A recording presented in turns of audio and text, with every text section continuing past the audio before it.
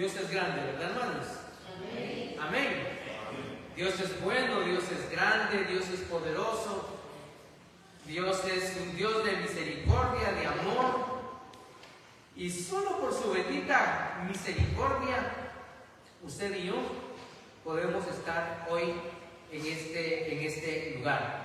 Hemos iniciado una serie de sermones en el cual estamos viendo diferentes personajes de la Escritura, diferentes hombres de la Escritura, mujeres de la Escritura, que nos enseñan a nosotros cosas verdaderamente maravillosas, nos dejan enseñanzas. La semana pasada hablábamos en relación al apóstol Pablo y quise empezar con el apóstol Pablo, aunque vamos a seguir obviamente con grandes personajes del Antiguo Testamento, pero el apóstol Pablo nos introduce, nos enseña, nos muestra a nosotros ciertos principios que nosotros debemos vivir. Se recuerda que hablábamos que Pablo nos enseña a nosotros, por ejemplo, a tener cuidado, porque muchas veces nosotros podemos estar sinceramente equivocados, ¿verdad? A veces estamos equivocados, pero somos sinceros, aunque estamos equivocados, y nos mantenemos en ciertas creencias, en ciertos principios que no son correctos, pero somos sinceros en ellos. Y Pablo nos llama la atención, porque recuérdese usted que Pablo, cuando habla de su autobiografía, él dice: miren, la verdad es que yo tengo tantas cosas de qué gloriarme. Yo era un buen judío, seguidor de la ley, creía mucho en la ley, era firme en la ley, defendía la ley, tanto así que ¿qué hacía? ¿Se recuerdan? Perseguía a la iglesia. Él tenía una consigna, y la consigna de Pablo era exterminar la iglesia cristiana, pero él era sincero en lo que creía. El único problema, estaba equivocado. Y es algo en lo que nosotros tenemos que tener mucho cuidado, hermanos. Porque a veces nosotros vivimos bajo ciertas reglas, ciertos principios, ciertas creencias, ciertas prácticas que creemos que son buenas o que son correctas, pero no es cierto, estamos equivocados. Y la mejor manera de darnos cuenta es cuando nosotros buscamos la voluntad, la presencia del Señor, cuando buscamos nosotros por sobre todas las cosas, hermanos, por sobre todas las cosas. Buscamos la dirección de Dios en todas las cosas que hacemos. En todas las cosas que hacemos. Esta mañana yo quisiera hablar en relación a un profeta. La verdad es que este profeta tiene un apodo interesante, que le han dado los estudiosos, los teólogos, le han dado un apodo a este profeta del Antiguo Testamento. Debido a diría yo, a las características de su profecía, de su libro o de sus libros, de los escritos que él hizo. A este profeta le llamaron el profeta llorón, le llaman el profeta llorón. ¿Sabe usted de quién se trata? Jeremías, el profeta llorón. Y se le llama el profeta llorón por sus escritos, por lo que él escribió, por lo que él hizo, por lo que él profetizó. La profecía de Isaías, de Jeremías, hermanos, no era la más aceptada en su momento. El pueblo de Israel estaba gozando de una prosperidad muy grande, muy fuerte. Era próspero. Dios estaba cumpliendo en él, en el pueblo, estaba cumpliendo su palabra y les había prosperado en todo aspecto. El problema fue que el pueblo de Israel se desvió debido a la prosperidad que tenía. Y comenzaron a adorar a otros dioses. Comenzaron a adorar a dioses que no eran Dios. Comenzaron a copiar imágenes. ¿Sabe? Es interesante que Jeremías habla en relación a la adoración, dice que adoran a la reina del cielo. Imagínense ustedes, estaban adorando imágenes celestes, imágenes celestiales. Los ángeles mismos eran objeto de adoración para ellos. Y ellos cayeron en una idolatría tal que llegó a ser una abominación delante de Dios. Ahora ellos comenzaron a tener un escudo, comenzaron a escudarse. Y ellos comenzaron a pensar en el hecho de que no, mientras nosotros tengamos el templo, no nos va a suceder absolutamente nada. Jeremías comienza a profetizarles y a decirles: van a ser conquistados. Viene Babilonia, los sirios los van a conquistar, los van a destruir, van a hacer de ustedes lo peor. Y ellos dicen: no, Jeremías, tenemos el templo, el templo. ¿Sabe qué era lo último a lo que ellos apelaban? A Dios. A ellos no les importaba Dios, no les importaba servir a Dios, no les importaba buscar a Dios. Ellos comenzaron a apelar al hecho de que el templo estaba en medio de ellos. Los objetos fueron más importantes. Los objetos de adoración fueron más importantes que Dios mismo. Y yo creo que eso nos llama a nosotros a tener cuidado. Quizás nosotros pensaríamos: pastor, mire, mejor, ¿por qué no vemos a otros profetas que hicieron milagros, que hicieron cosas grandes, que hicieron cosas maravillosas? Elías, por ejemplo, o Eliseo. Pero la verdad es que Jeremías nos enseña a nosotros mucho, hermanos. Nos enseña carácter. Nos enseña la firmeza con la cual él mantuvo sus principios y sus ideales. Nos enseña la fidelidad que él tuvo en el mensaje en medio de la adversidad. En medio de la adversidad. Jeremías tuvo un ministerio aproximadamente de 40 años. Y estos 40 años, no crean que fueron los mejores de su vida. No fueron los mejores de su vida. Es interesante, hermanos,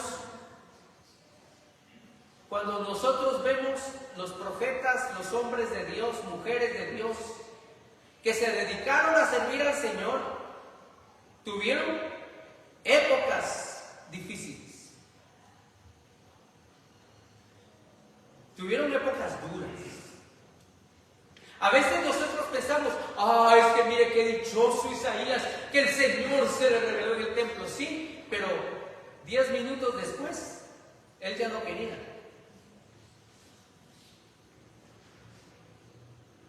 Es que mire, cuando hablamos de misiones, ¿verdad? Es que tenemos que responder como respondió Isaías: heme aquí, envíame a mí, sí.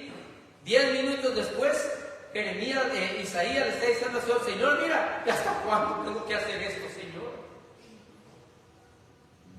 Ya no quiero. El mensaje es duro, Señor. Isaías comienza: es que si yo hubiera andado con los apóstoles y ver a Jesús, hubiera sido diferente. Sí, quizás usted hubiera sido uno de los que lo condenaron y lo llevaron a la cruz.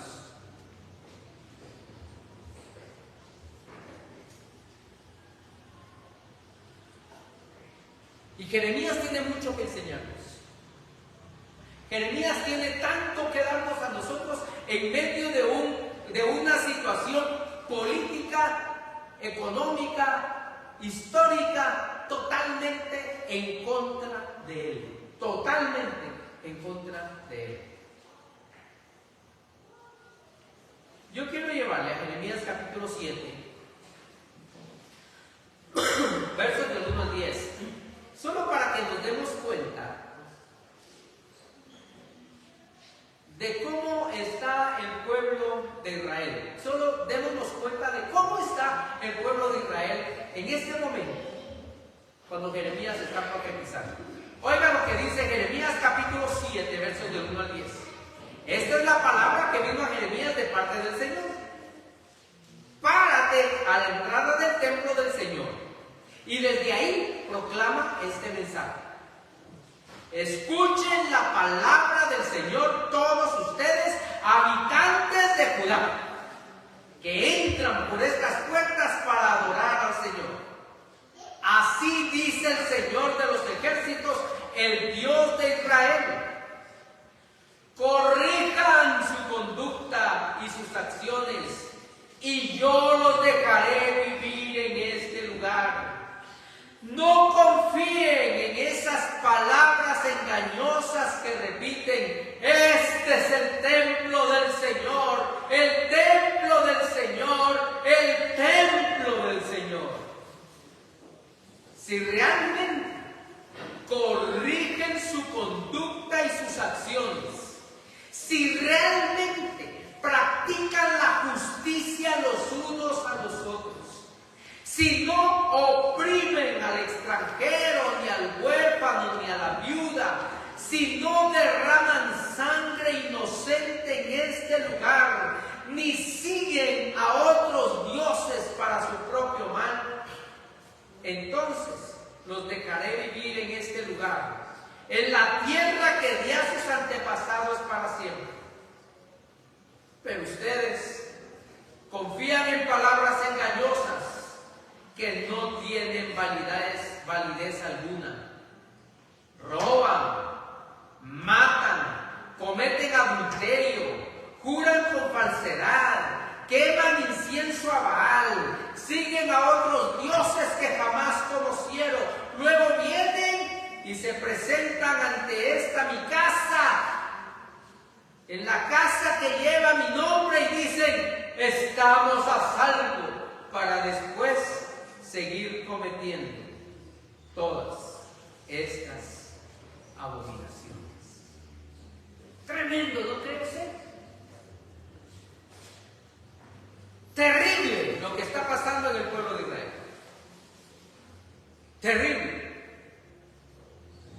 Es un pueblo que aparentemente adora a Dios. Es un pueblo que aparentemente está buscando a Dios. Pero han utilizado el templo en ese momento, están utilizando el templo nada más para sentirse bien, para sentirse muy bien, para sentirse los mejores, para decir: ay, miren, ya vine, qué alegre, y aquí adoro y se acabó todo. No, no es cierto, no es eso. Y el Señor les está dando palabra aquí y les dice: miren cómo viven, y después vienen a mi templo.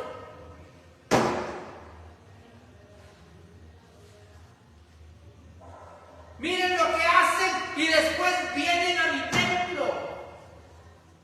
Eso no es posible, dice el Señor. No es posible. Eso no puede estar pasando. Y debido a este mensaje, Jeremías comienza a tener una crisis muy fuerte, muy fuerte. Porque el mensaje no era fácil y no era sencillo, como hoy. El mensaje no sigue siendo fácil y sencillo, aunque a veces queremos facilitarlo. Aunque a veces nosotros queremos hacer del evangelio lo más livianito, lo más pasajero, pero no es así. No es así. El mensaje del Señor es un mensaje que debe ser llevado, pero que debe ser vivido también. Es un mensaje en el cual nosotros tenemos que estar conscientes, que si ha penetrado en nuestra vida, debe hacer algo en nuestra vida, para que pueda hacer algo en la vida de los demás.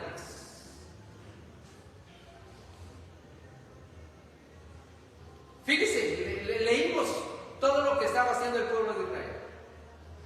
Dice, engañan, mienten. Están yendo tras otros dioses. Están siguiendo doctrinas falsas. Están siguiendo cosas que no son correctas. Y después vienen a mi templo. Estamos bien porque ya venimos al templo del Señor. Y dice el Señor, no, no es así. No es así, dice el Señor. Y ese es el mensaje que está llevando Jeremías a un pueblo que en ese momento está viviendo el peor momento de su historia. Y estamos viviendo el peor momento de su historia debido al pecado. Debido a que se han apartado del Señor.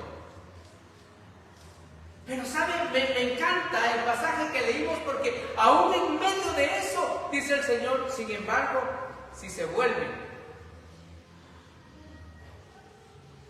Sin embargo, si ustedes regresan, sin embargo, si ustedes se mantienen en mi ley y en mi palabra, yo les permito vivir y seguir estando en esta tierra que juré a sus padres.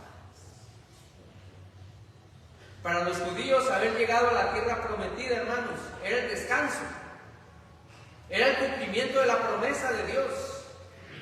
Por eso, salir de la tierra era una maldición. Dejar la tierra prometida era una maldición para ellos. Ellos no concebían el hecho de salir de esa tierra, no podían concebirlo. Sin embargo, el Señor les dice, van a salir.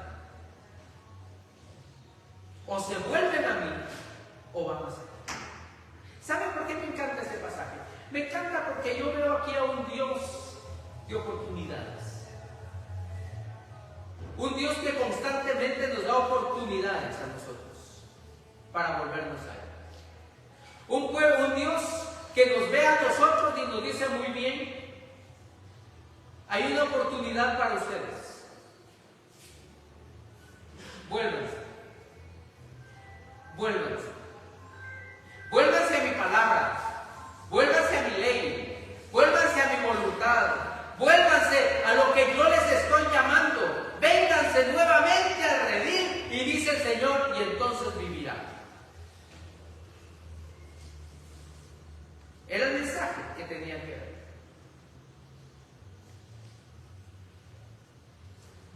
¿Qué nos enseña? Jeremías fue un profeta que durante esos 40 años, ¿sabe? Jeremías fue llamado de jovencito. Jeremías tuvo un llamamiento. Algunos eruditos creen que probablemente desde los 15 años Jeremías ya había sido llamado al ministerio. Imagínese usted, 15 años y ya había sido llamado al ministerio. Así que nunca es muy temprano para servir al Señor.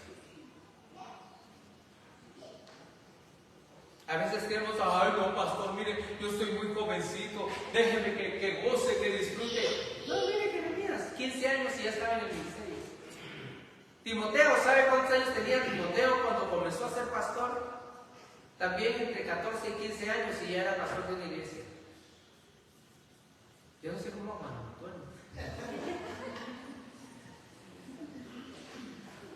Pero imagínense, 14, 15 años y era pastor de una iglesia, Timoteo. Tito.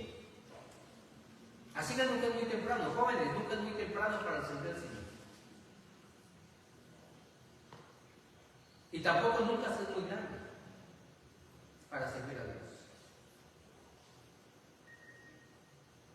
Cualquier edad que nosotros tengamos es una edad propicia para servir al Señor. Cualquier edad, no importa cuál.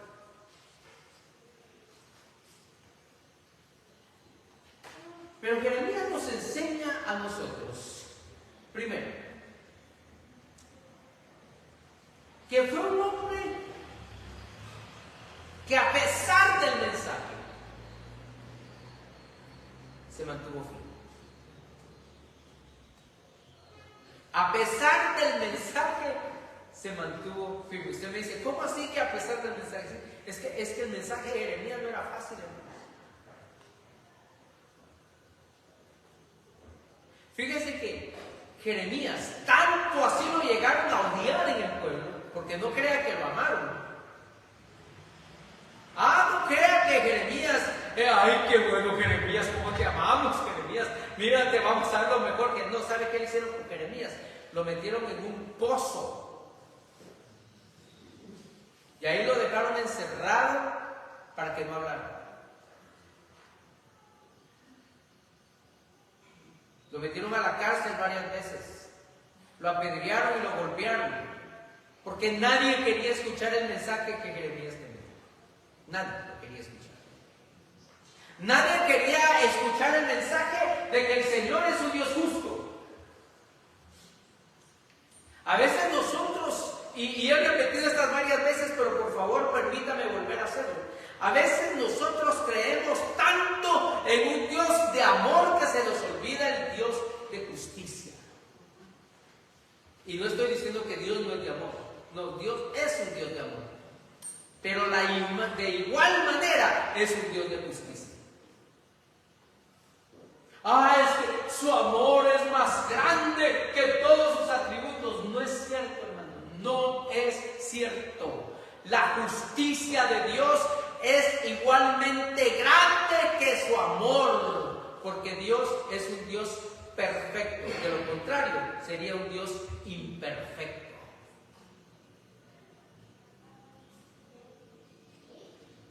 A veces nosotros creemos, mire, no es que Dios siempre como me ama, Dios siempre, Él me va a perdonar todo. Hermano querido, cuidado. A veces nosotros creemos que Dios está para cumplir nuestros deseos. Y no importa cómo, Dios los va a cumplir. ¿Quién le dijo eso? Por lo menos mi Biblia no lo dice. Por lo menos yo no sé si su Biblia lo dice, la mía no. Que Dios está para cumplir mis deseos. Hermanos, Dios no es Aladino de la lámpara mágica. Dios no es un genio de la lámpara mágica. Dios es Dios.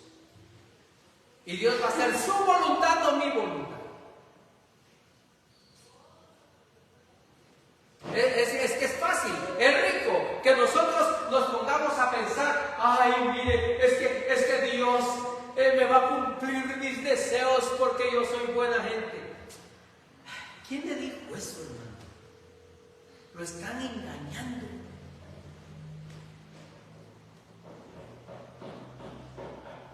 La Biblia dice que no hay nadie bueno. La Biblia dice que yo no tengo nada para ofrecerle a Dios. Por lo menos mi Biblia lo dice.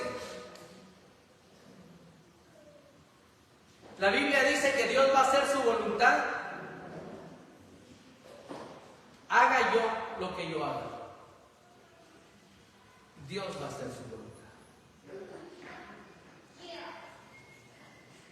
Por lo tanto, hermanos queridos, nosotros tenemos que mantenernos firmes en el mensaje que el Señor nos ha dado, que es un mensaje de cambio, es un mensaje de transformación, un mensaje que le llama a usted y me llama a mí a ser diferente.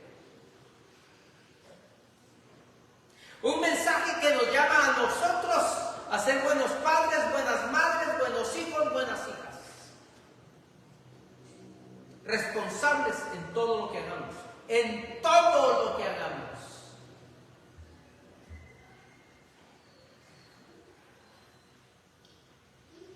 Responsables, honestos, cabales.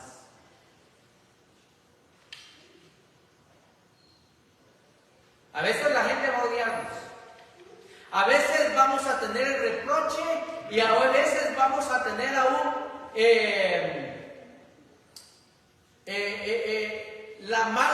la adversidad aún de la familia misma.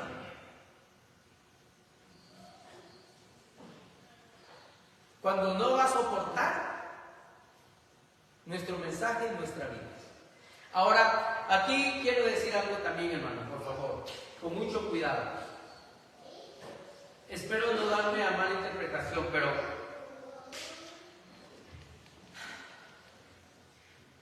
estaba viendo en las redes sociales a un hermano cristiano, digo yo cristiano, que en medio de una procesión católica se puso a criticar y a decirle: somos unos pecadores, idólatras, esto es un engaño, esto es una mentira, esto es un ídolo. ¿Y qué cree? ¿Cómo cree usted que reaccionó la gente? Pues reaccionaron violentamente. Y de ahí pone: es que yo sufrí por Cristo. Yo tuve que responder: no sufrió por Cristo. Usted sufrió por imprudente.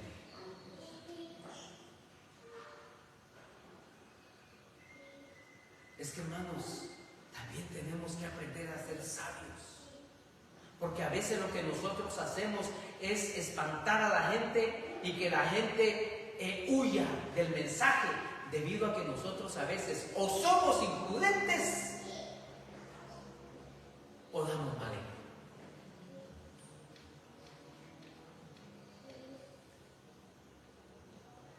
Pero el punto, hermanos, es que nosotros tenemos que aprender a vivir de acuerdo al mensaje que el Señor Jesucristo nos ha dado.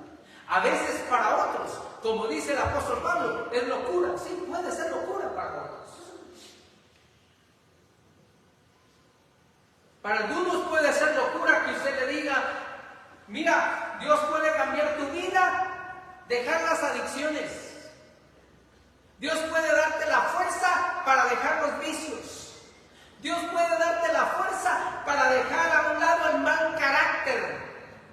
Dios puede darte la fortaleza para que tú seas una mejor mamá, un mejor papá, para que tú seas un hijo de verdad que agrade a los padres para agradar a Dios. Respetuoso y honesto y cabal. Porque finalmente, hermanos, todos somos hijos, ¿o no es cierto?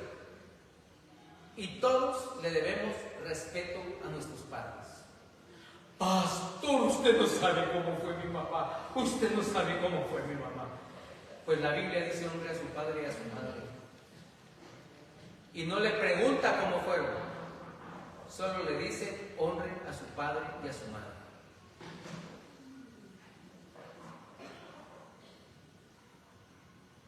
La Biblia nos llama a nosotros a que seamos buenos ejemplos, que aprendamos a hacer la paz, seamos capaces de amarnos unos a otros.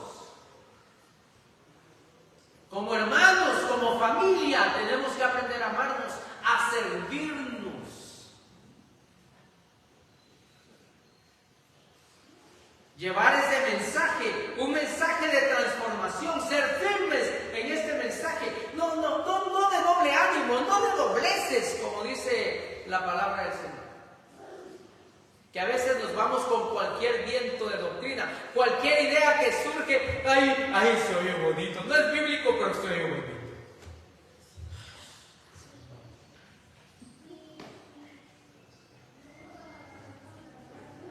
¿Sabe? Había una hermana que cuando estábamos en los estudios bíblicos, la hermanita, como dijo alguien, la hermanita linda, venía, ¿no? Y estábamos hablando de algunos pasajes bíblicos y ella pues obviamente tiene una influencia de otra denominación. Ella va a otra iglesia de otra denominación. Y ella decía: es que mire, hermano, aquí dice la Biblia. Y yo le dije: mire, eso no dice en la Biblia. ¿Dónde dice la Biblia? Y ella me dijo: espéreme. Y comenzó, y obviamente no decía lo que ella decía. Imagínense, hermanos, que la Biblia ni lo dice y se cumplió conmigo. Ay, Dios mío. Yo no sabía si ponerme a llorar, ponerme a reír o pegarle.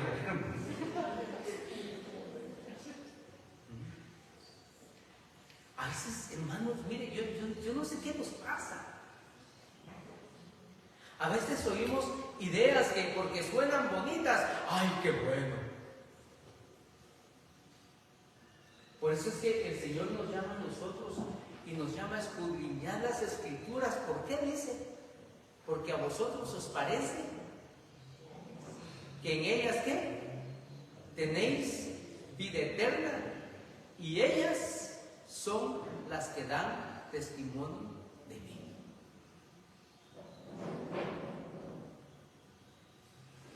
Como yo les digo siempre, hermanos, mire, vaya a su casa, revise su Biblia y vea si lo que yo le estoy diciendo es cierto. Yo no puedo estar engañando.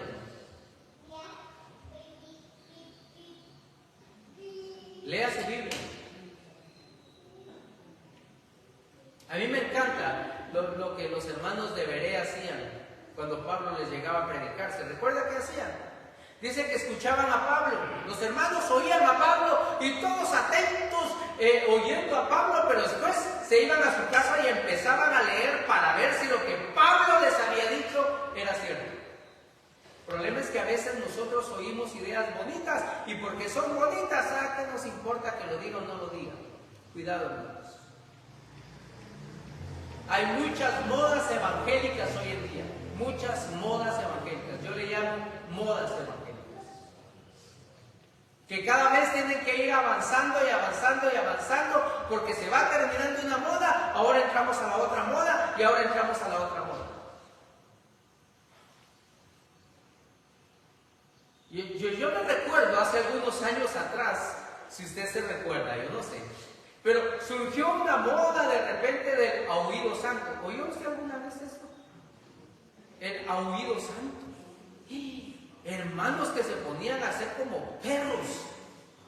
Y eso era la llenura del Espíritu Santo. Yo digo, aquí hay un Espíritu, pero no es el Espíritu del Señor. De que hay un Espíritu, hay uno. Pero de que es el Espíritu de Dios, no lo es. Pues se acabó esa moda y vino otra moda. La risa santa. Y hermanos se echaban a carcajear como locos. Pues se acabó esa moda. El problema es ese, hermano, que como las modas se van terminando, entonces hay que inventarse otra para que esa vuelva a pegar y así mantener. Hermanos, eso no es lo que dice la palabra del Señor. Y tenemos que tener cuidado con eso.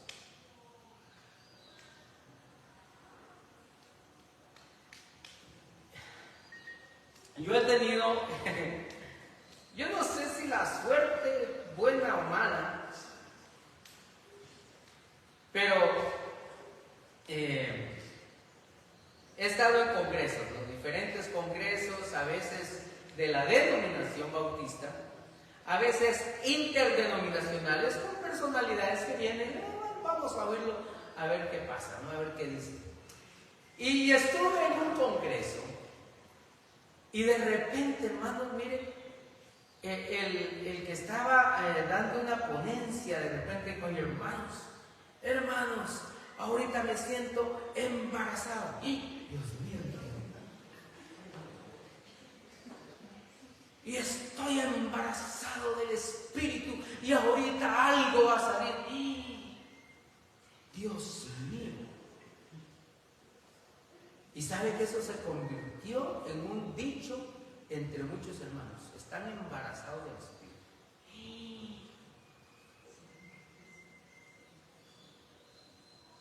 Hermano, perdóneme la palabra que voy a decir.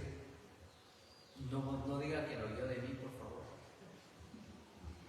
Pero son idioteces.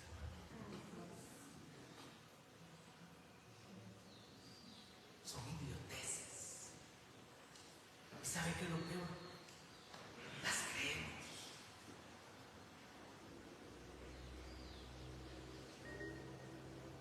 Las creemos.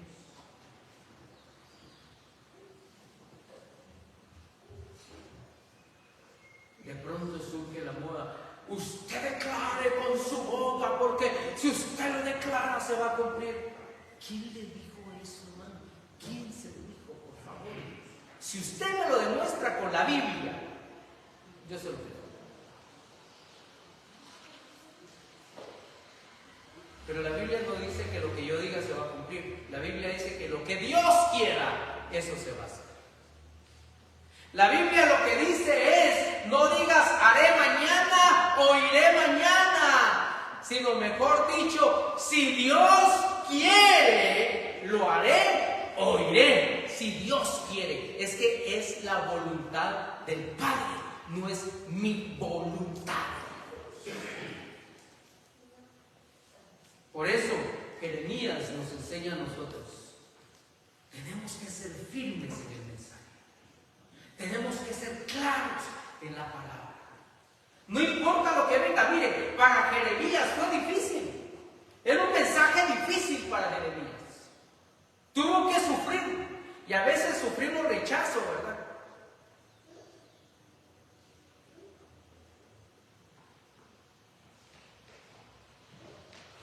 ¿Sabe? Yo me recuerdo en alguna oportunidad, mi hermano, estábamos hablando, ¿no? En un grupo, y el hermano preguntó, hermanos, ¿ustedes dónde son? Somos bautistas. Ah, ustedes no tienen el Espíritu Santo.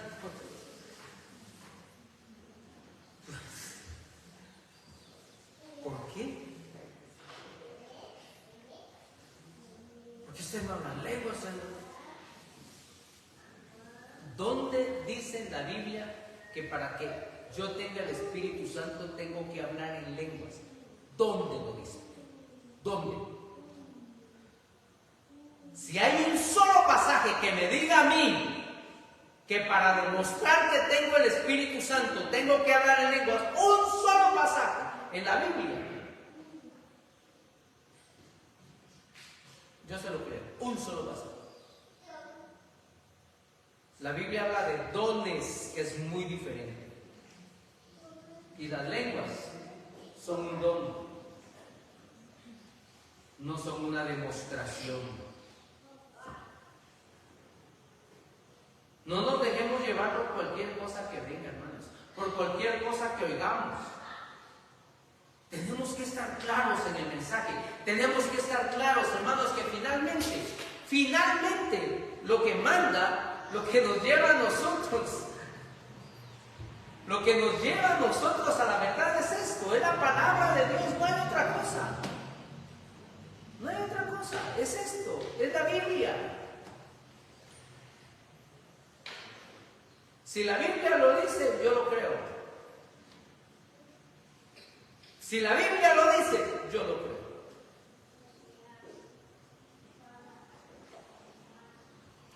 Es que miren la revelación que Dios me dio. Si Dios sigue dando revelación, entonces esto no sirve.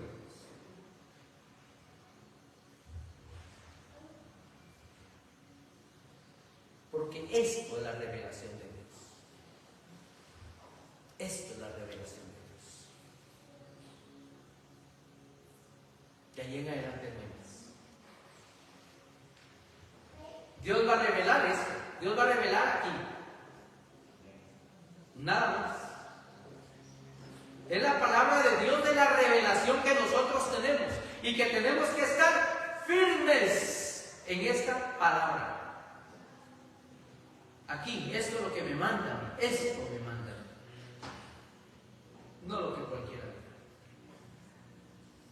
Por algo el apóstol Pablo dijo, si un ángel del Señor, si yo mismo, dice Pablo, o si cualquiera de los apóstoles viene, dice Pablo, y les habla una palabra, les habla un evangelio que no es el evangelio que hemos nosotros enseñado, sea que anatema.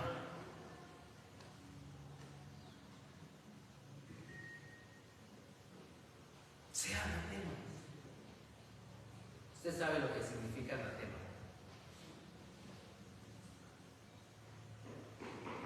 Sea maldito.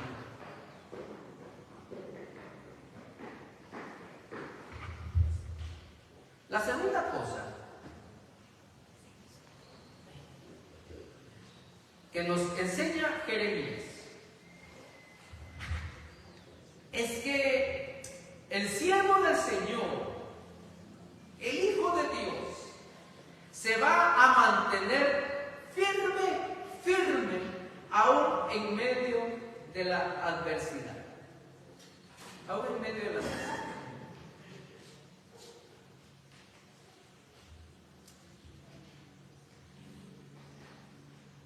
La adversidad viene,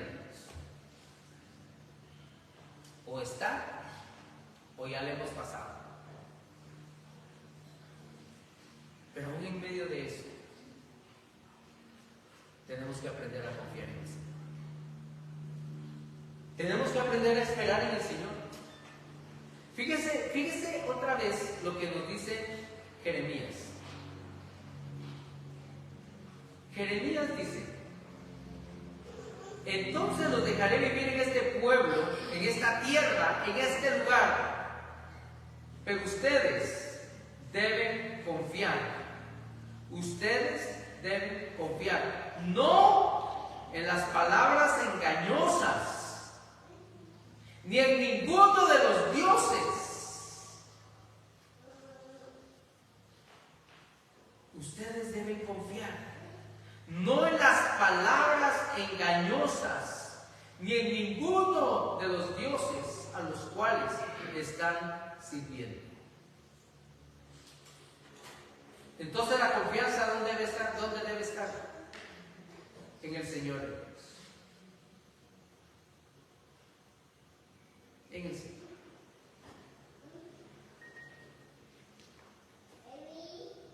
En medio de cualquier cosa. Yo sé que a veces nosotros pasamos por situaciones difíciles, enfermedad, tristezas, dolores, angustias, falta de trabajo, situaciones económicas difíciles. Pero en medio de eso está el Señor. Amén. En medio de eso está el Señor. Y tenemos que aprender a confiar en lo que dice su palabra. No he visto justo desamparado ni qué.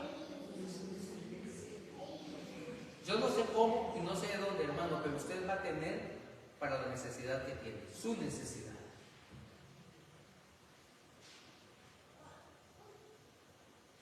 Dios va a suplir su necesidad, porque es promesa. Es promesa de Dios.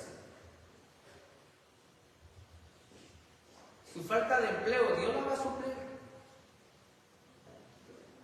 Su situación económica, hermano, Dios lo va a suplir.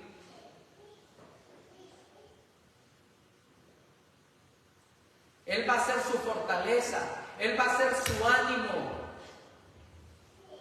En la enfermedad, Dios está con usted, hermano, Dios está con usted. No lo dude, no lo dude, por favor, no lo dude. Dios puede hacer un milagro, sí, Dios puede hacer un milagro. Y si a Él le place, lo va a hacer. Pero tenemos que aprender a confiar, mantenernos. Confiar en la promesa del Señor. Termino con esto. El siervo se mantiene firme para dar y para recibir bendiciones. Fíjense lo que dice Jeremías 29:11. Yo sé que usted se lo sabe de memoria este pasaje, porque yo sé los planes que tengo para ustedes. Planes de bien, afirma el Señor. Planes de bienestar y no de calamidad. A darles, al fin de darles un futuro y una esperanza. Lindo pasaje, ¿no es cierto? En medio de un mensaje, en medio de unas palabras, en medio de una revelación que está teniendo Jeremías, que no fue fácil, de un mensaje que no fue fácil, aún así Jeremías le dice: porque yo sé los planes que tengo para ustedes, planes de bien, afirma el Señor, planes de bienestar y no de calamidad, a fin de darles un futuro y una esperanza. Ahora, ¿dónde les da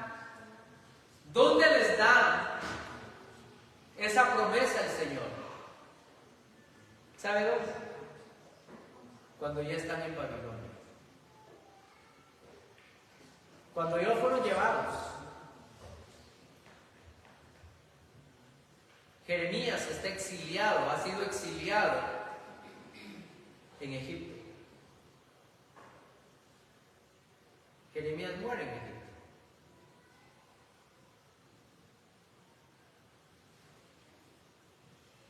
Pero desde ahí Jeremías les dice, oigan esto, es una promesa del Señor para ustedes. Yo sé los planes que tengo para ustedes, planes de bienestar.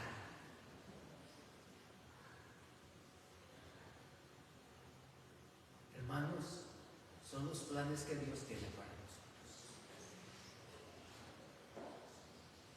Planes de bienestar.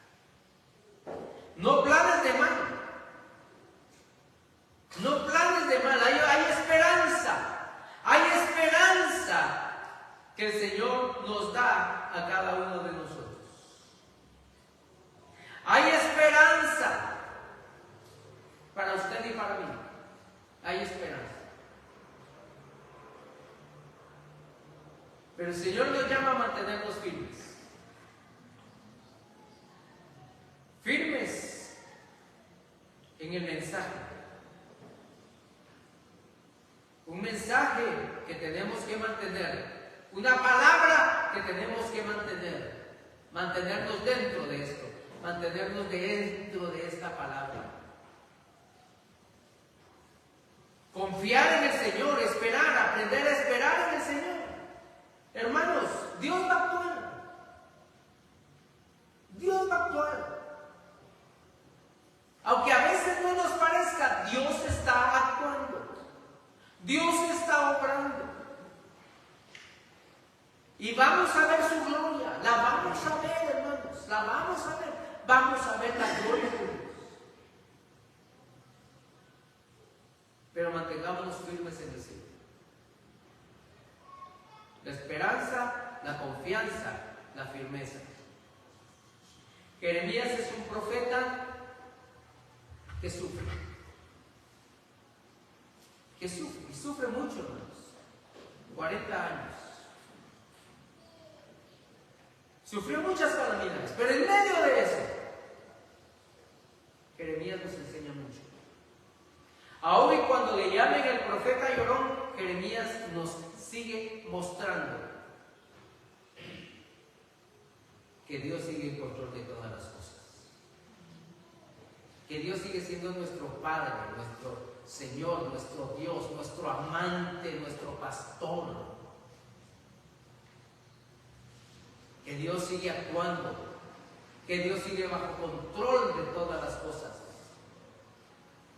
Y que usted y yo estamos seguros en las manos del Señor.